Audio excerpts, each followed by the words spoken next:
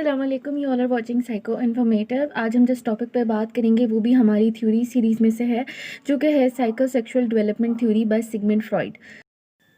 According to the famous psychoanalyst Sigmund Freud, children grow through a series of psychosexual stages that lead to the development of adult personality. His theory describe how personality develop over the course of childhood.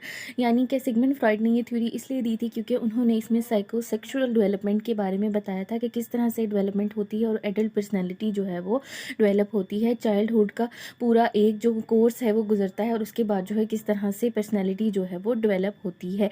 सो अब हम देखते हैं कि overview of the psychosexual development theory. इसका overview मैं आपको बताऊंगी। Journal सा स्टार्ट करते हैं जी।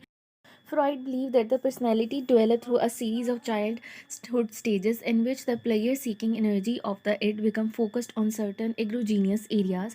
The erogenous zone is characterized to an area of the body that particularly sensitive to the stimulation. यानी कि उन्होंने कहा था कि स्टेजेस होती हैं चाइल्डहुड डेवलपमेंट की और सीरीज वाइज वो डेवलप होता जाता है, ठीक है। लेकिन एक प्लेयर सीकिंग जो हमारे अंदर इड होती है, यानी कि एक जो हमारा पार्ट ऑफ पर्सनैलिटी है इड, उसके बारे में उन्होंने बताया था कि वो एक खास एग्रोजीनियस एरिया पर फोकस्ड होता है। अब एग्रोजीनियस एरिया या जोन क्या होता है कि हमारी बॉडी का ऐसा पर्टिकुलर पार्ट जो कि सेंसिटिव होता है, हसास होता है किसी भी किस्म की पर्टिकुलर स्टिमुलेशन की तरफ, ठीक है जी। तो उसके बाद हम देखते हैं कि ड्यूरिंग द 5 साइकोसेक्सुअल स्टेजेस, यानी कि इसकी 5 साइकोसेक्सुअल स्टेजेस हैं। सबसे पहली जो है वो है oral, anal, phallic, latent and genital stage. The erogenous zone associated with each stage serve as a source of pleasure, यानी कि इन सारी स्टेजेस का अलग अलग एग्रोजीनियस जोन है जो कि सोर्स ऑफ प्लेयर के तौर पर काम करता है। अब एक बहुत इंपॉर्टेंट टर्म जिसके बारे में आपको बताऊंगी वो है libido. Libido is the psychosexual energy such as driving force behind the behaviour, यानी कि ये होती है बिहाइंडिंग फोर्स जो होती है हमारे बिहेवियर को, जो कि ड्राइव करती है उसको, या साइकोसेक्सुअल एनर्जी को लिबिडो कहा है फ्रॉइड ने, ठीक है जी। अब हम देखते हैं कि the psycho analyst theory suggest that the personality is mostly establish at the age of 5, यानी कि एट द एज ऑफ 5 साल की उम्र में जो है पर्सनैलिटी जो है वो डेवलप हो जाती है according to the psychoanalytical theory, ठीक है जी। Early experience play a large role in the personality development and continue influence the behaviour later life, यानी कि अर्ली बिहेवियर्स और जो हमारे लेटर ऑन बिहेवियर होते हैं वो हमारी through out the life development पर बहुत ज़्यादा असरअंदाज होते हैं। Early stage of the development is marked conflict that can help build growth and stifle development depending upon how they are resolved. If the psychosexual development is completely successful, a healthy personality is the result. यानी कि अब जो भी development की stages हैं वो conflict के साथ मार्क करती हैं, लेकिन अगर उसमें बिल्ड और ग्रोथ जो है, डेवलपमेंट जो है वो कम्प्लीटली और सक्सेसफुल हो तो पर्सनैलिटी जो होती है वो हेल्दी डेवलप होती है, ठीक है जी। नेक्स्ट चल के मैं आगे आपको बताऊंगी फिक्सेशन का एक कॉन्सेप्ट होता है, उसके बारे में मैं आपको बताऊंगी, लेकिन अब हम स्टार्ट करते हैं इसकी स्टेजेस के बारे में। सो 1 बाय 1 स्टेजेस को देखेंगे। Stage 1 is the oral stage. Age range जो है वो बर्थ टू 1 ईयर है और एग्रोजीनियस जोन जो है वो माउथ है, ठीक है जी। The oral stage during the oral stage the infant primary source of interaction occur through the mouth, यानी कि प्राइमरी सोर्स ऑफ इंटरेक्शन जो होता है वो माउथ होता है, जिससे सकिंग और रूटिंग का जो है रिफ्लेक्स एसोसिएट होता है और बहुत इंपॉर्टेंट होता है, ठीक है जी।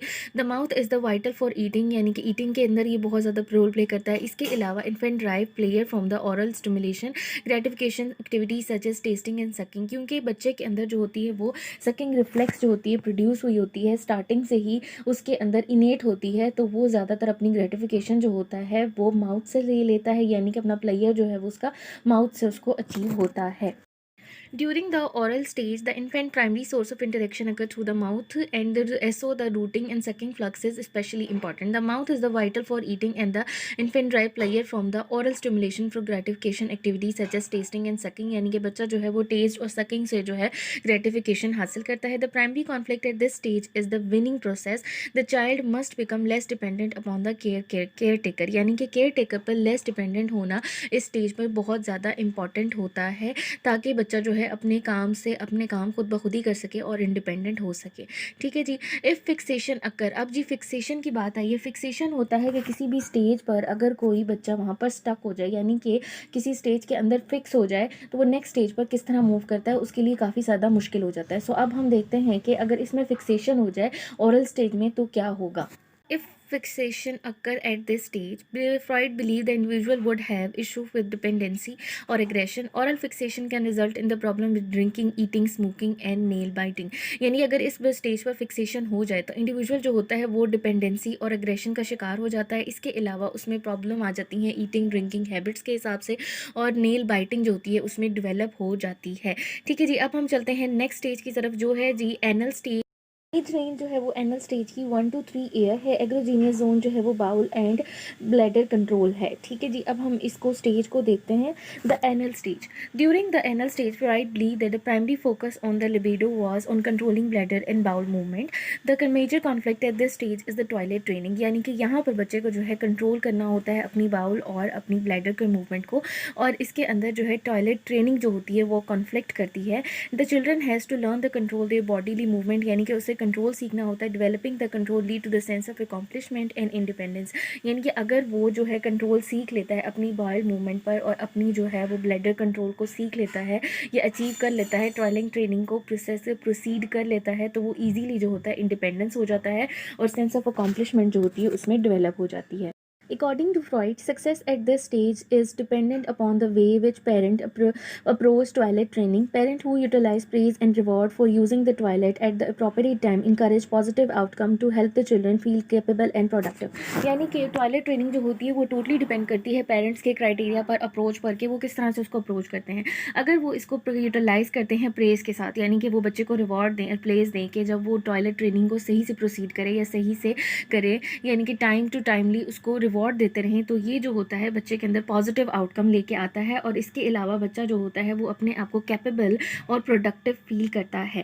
ठीक है जी, अब हम देखते हैं नेक्स्ट इसका पॉइंट है। Freud believe that the positive experience during the toilet training stage serve as the basis of people become competent, productive and creative adult, यानी कि अगर यहाँ पर सक्सेसफुली वो इस पॉजिटिव एक्सपीरियंस को अचीव कर लेते हैं तो उनमें कॉम्पिटेंसी और प्रोडक्टिविटी और क्रिएटिविटी जो होती है वो डेवलप होती है और वो इंट्रोड्यूस होती है। However, not all the parents provide the support and encouragement their children need during this stage, यानी कि काफ़ी सारे लोग हैं, काफ़ी सारे पेरेंट्स होते हैं जो कि यहाँ पर इस स्टेज पर सपोर्ट और encouragement प्रोवाइड नहीं करते अपने बच्चे को, उसको शेम और पनिश और रिडिक्यूल करते हैं, यानी कि उसे मतलब कि उसे शेम फील करवाना, उसे रिडिकुलस फील करवाना या फिर उसे पनिश करना जो होता है, कुछ पेरेंट्स इस स्ट्रेटेजीज पर काम करते हैं लेकिन ये यूजफुल नहीं होती। ठीक है, according to Freud inappropriate parental response can result in the negative outcome.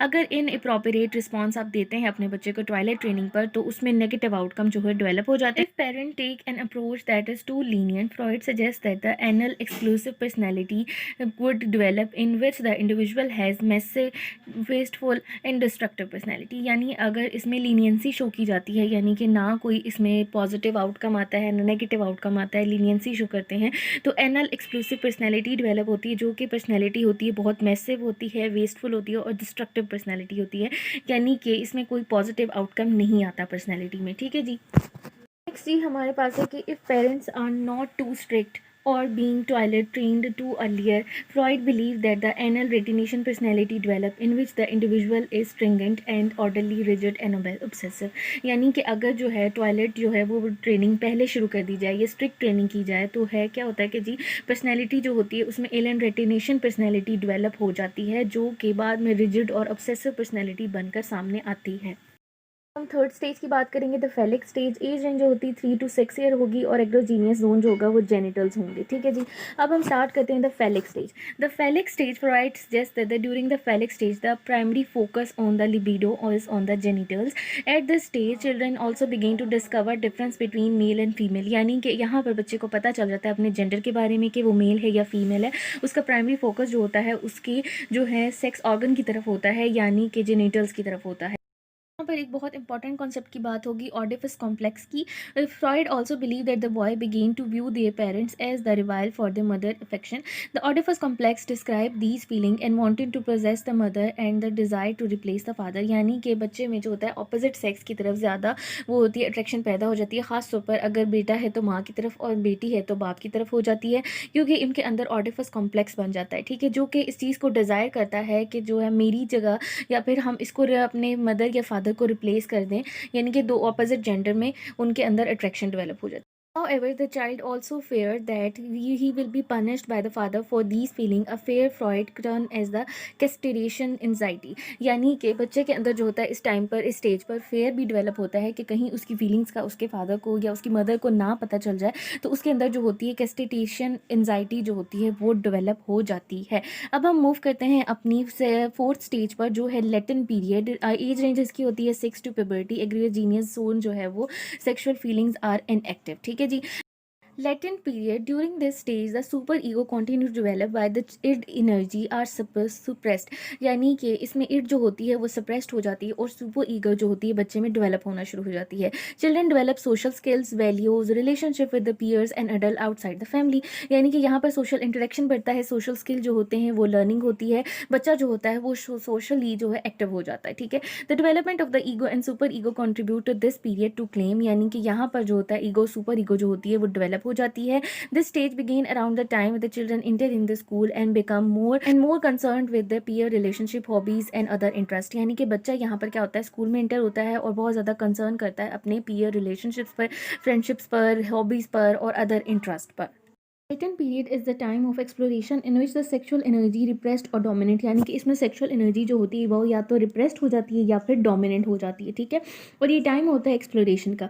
This energy still present, यानी एनर्जी प्रेजेंट रहती है but it is stably mind into other area. यानी कि ये दूसरे एरियाज में इंटरचेंजेबल हो जाती है, कन्वर्ट हो जाती है, जैसे कि intellectual pursuit and social interaction. यानी कि ये एनर्जी सोशल इंटरेक्शन में या फिर इंटेलेक्चुअल एबिलिटीज़ को इन्हांस करने में लग जाती है। ठीक है। This stage is important in the development of social and communication skill and self confidence.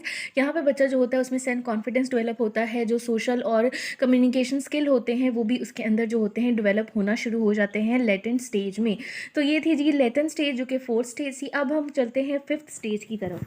हमारी last stage the genital stage. Age range जो होती है इसकी पबर्टी टू डेथ होती है, यानी कि सारा जो हमारा एडल्टहुड है वो, और मैच्योरिंग सेक्सुअल डिज़ायर या इंटरेस्ट जो होती है वो हमारे पास इसमें एग्रोजीनियस जोन होता है। The onset of puberty cause the libido to become active once again। यानी कि यहाँ पर puberty पर जो है libido एक दफ़ा फिर से active हो जाती है। Finally, during the final stage of the psychosexual development, thus individual develop a strong sexual interest in the opposite sex। यानी कि जो opposite gender होता है उसमें sexual interest जो होता है वो बढ़ जाता है। This stage begin during the puberty and last throughout the rest of the person life। यानी कि ये throughout the life रहती है, adulthood सारा जो होता है हमारा इसमें ही रहता है। While in early stage the focus was solely on the individual need लेनी, यानी कि इससे पहले जो स्टेजेस थी वहाँ पर इंडिविजुअल नीड के ऊपर जो है काम किया जाता था, लेकिन interest in the welfare of other grow during this stage. यानी कि यहाँ पर इंटरेस्ट की बात होती है और यहाँ पर वेलफेयर दूसरों के लिए या दूसरों की ग्रोथ के लिए जो है वो हम सोचना शुरू कर देते हैं इस स्टेज पे। The goal of this stage is to establish a balance between the various life areas. यानी कि यहाँ पर बैलेंस स्टैब्लिश करना जो होता है वो बेसिकली गोल होता है। If other stages have been complete successfully the individual should now have well balanced warm and caring personality. यानी कि अगर ये सारी स्टेज जो होती हैं कम्प्लीटली सक्सेसफुली अचीव हो जाती हैं, जो पर्सनैलिटी होती है वो केयरिंग, वार्म और हेल्दी डेवलप होती है। अब जी, unlike the many of the earlier stages of development, Freud believed that the ego super ego were fully formed and functioning at this stage। यानी कि यहाँ पर इस स्टेज पर fully functioning जो होती है वो super और ego और super ego और ego जो होती हैं वो काम करना शुरू कर देती हैं। Young children are ruled by the id। यानी कि जो छोटे बच्चे होते हैं वो id के ऊपर काम करते हैं, which demand immediate satisfaction of the most basic need and wants। यानी कि वो जो उनको चाहिए होता है उनको बेसिकली वो फ़ौरन से चाहिए ताकि वो अपनी नीड को सेटिस्फाई कर सकें। ठीक है जी। Teen in the genital stage of the development are able to balance their most basic urge against the need of comfort to the demand of reality and social norms। यानी कि उनको balance करना आ जाता है। टीनेजर जो होते हैं उनको पता चल जाता है कि उनकी बेसिक नीड्स क्या हैं, बेसिक अर्ज क्या हैं और उनकी जो डिमांड है वो रियलिटी से बिलोंग करती है कि नहीं करती। वो सोशली जो होते हैं एक्टिव हो जाते हैं, यानी कि सोसाइटी के नॉर्म्स और वैल्यूज़ को फॉलो करते हैं। अब जी लास्ट पार्ट हमारा जो है वो है क्रिटिसिज्म ऑफ साइकोसेक्सुअल स्टेजेस। यानी कि इस पर क्रिटिसिज्म क्या किया गया था अब मैं आपको उसके बारे में बताऊंगी। The theory is focused almost entirely on male development while little mention of female psychosexual development। यानी कि ये टोटली बेस करती है मेल डेवलपमेंट के ऊपर, इसमें लिटिल फोकस किया गया है फीमेल फिर साइकोसेक्सुअल डेवलपमेंट पर। ठीक है जी। नेक्स्ट हमारे पास है his theory are difficult test scientifically. यानी कि इस थ्योरी को टेस्ट करना साइंटिफिकली वो बहुत डिफ़िकल्ट है क्योंकि इनमें डिफरेंट टर्म्स यूज़ की गई हैं जैसे फिक्सेशन, लिबिडो, जिनको हम मैयर नहीं कर सकते। ठीक है। तो ये भी इस थ्योरी का फ्लॉ था। ठीक है। उसके बाद वो कहता है future prediction are too weak. यानी कि जिसमें फ्यूचर प्रेडिक्शन दी गई हैं वो बहुत ज़्यादा कमज़ोर हैं। जैसे कि हमें नहीं पता कि कोई चीज़ जो चाइल्डहुड एक्सपीरियंस में आई है उसका जो आउटकम बिहेवियर फ्यूचर में शो हो रहा है वो किस वजह से और कितने अरसे बाद शो हुआ है, ठीक है। Show cause and effect relationship जो होता है वो बहुत ज़्यादा डिस्टर्ब है और बहुत ज़्यादा वेरिएबल है इस थ्योरी में, ठीक है जी। फ्रॉइड्स थ्योरी और based on the case studies, ये सारी टोटली हमें पता है कि फ्रॉइड के जितना भी काम है वो केस स्टडीज़ पर based, not on empirical research, यानी कि एम्पेरिकल रिसर्च पर बेस नहीं करता। सो इसकी जो थी इस वजह से इस थ्योरी को जो है फ्लॉ में यानी कि क्रिटिसाइज़ किया गया इसके ऊपर। सो ये थी मेरी आज की वीडियो। उम्मीद करती हूँ मेरी आज की वीडियो आपको पसंद आई होगी। अपना बहुत सारा ख्याल रखिएगा। मिलते हैं नेक्स्ट वीडियो में। Take care then till next time. अल्लाह हाफिज़।